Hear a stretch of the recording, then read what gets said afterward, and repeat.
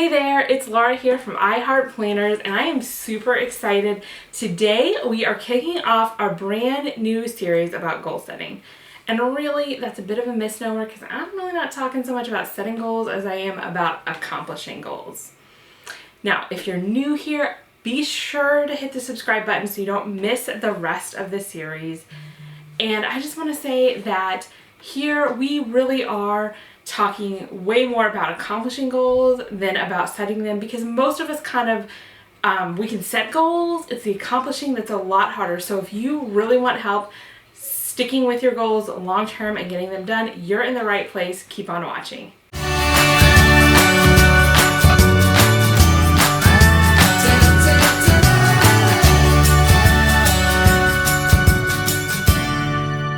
All right, so the first thing we should do if we want to accomplish our goals is actually set the right goals to begin with. I know this sounds obvious, but it's easier than you think to end up setting the goals that really aren't the most important to us. So in order to do this, I suggest not shortcutting what I call the prep work for goal setting. So in the Sweet Life Planner, the first few pages actually walks you through a process for kind of analyzing what's in your heart and your head so that you can really figure out what goals you need to be setting.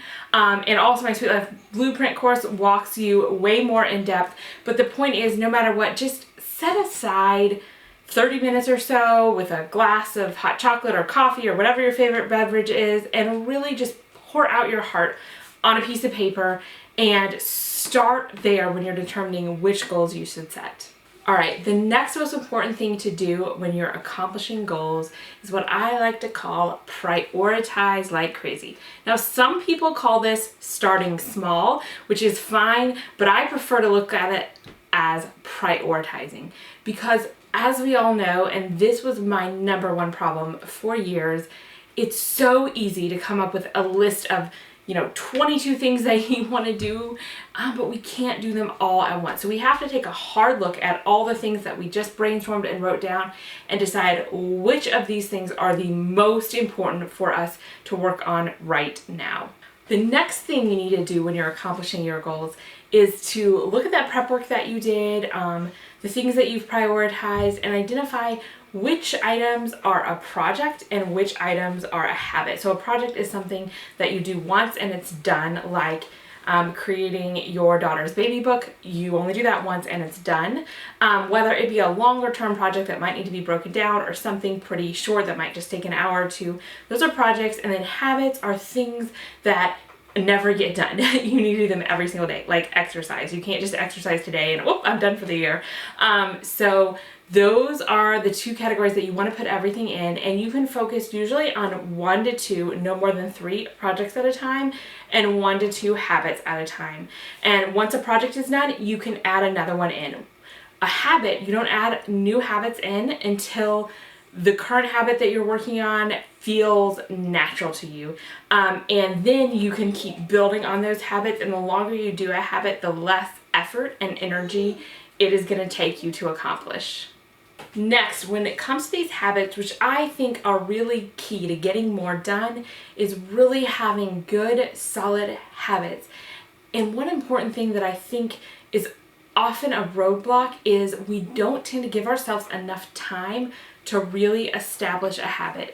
You've heard the rule of thumb probably that it takes 21 days to create a habit. That's often not true. A lot of times it takes longer. And if it does, that's okay. It takes a month, 2, 3, however long it takes for that habit to really feel like a part of your routine and what you do, and for it to start taking less and less of your energy, and especially less of your mental energy, because that is just what you do. So you will thank yourself later and make more progress if you don't rush through trying to start too many habits at once. Next, it's super important to give yourself grace and to keep going when you mess up. When you don't meet a goal or when you miss a habit for a day, this is when it's so important to keep on going. A lot of times we have a tendency when we have set a goal and we miss some little part of it to want to throw in the towel completely and just throw it out the window and declare ourselves a failure and stop. That's why we struggle so much to accomplish our goals. So it's super important when you have a little hiccup or a roadblock, that's the time you need to keep on going. And if you need to adjust a little bit, if it's going to take you a little bit longer than you at first had planned, that's okay. It's better to get it done even if it takes a little longer than to throw in the towel and not get it done at all. Next, if you want to accomplish your goals, write them down. I know this sounds super, like you've probably heard it before, and it sounds like, does that really make a difference? And there's all sorts of studies that show how much more people accomplish their goals when they actually write them down. So it doesn't take long. Go through the extra effort to actually write your goals down and track them. People say what you measure, you improve, and that is so true. So write down those projects that you want to accomplish, check them off when you get them done, and keep track of those habits. I track them in my planner every single month. Whether I'm doing well with them or poorly with them, I still track them, and it's amazing how that alone has helped me accomplish so much more than when I just try to keep them in my head. So the last tip that I want to leave you with today, but don't worry, we have several more videos in this series, is to start by building what I call your accomplishing muscle. So if you want to start accomplishing your big, huge goals, you've got to start small, and you've got to start by setting little goals each day and getting used to accomplishing those. So the way that I do that is I start every day with a plan for the day. And this isn't just any plan. I don't just write down the 22 things I'd like to get done that day.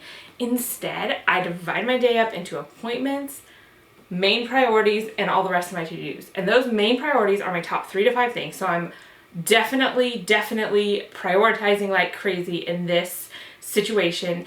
And those things, no matter what, I get them done. And so now I'm in the habit of every single day I'm meeting these goals, and I'm getting so much more done, and I feel so much more sane. So I highly encourage you to start there. It doesn't have to be huge. You don't have to plan out your next 10 years necessarily. You just need to plan your day. Identify those top 3 to 5 things that you need to get done every day, and then do them.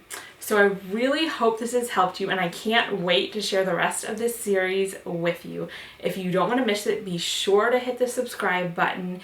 And if you want more just day-to-day inspiration, be sure to follow me on Instagram at iHeartPlanners. I post there almost every single day so you can keep motivated. And if this helps you and you start implementing this, I want to hear from you. I love seeing how you all are accomplishing your goals and hearing your tips. So email me, send me a direct message, however you want to get in contact with me. I'd love to hear from you.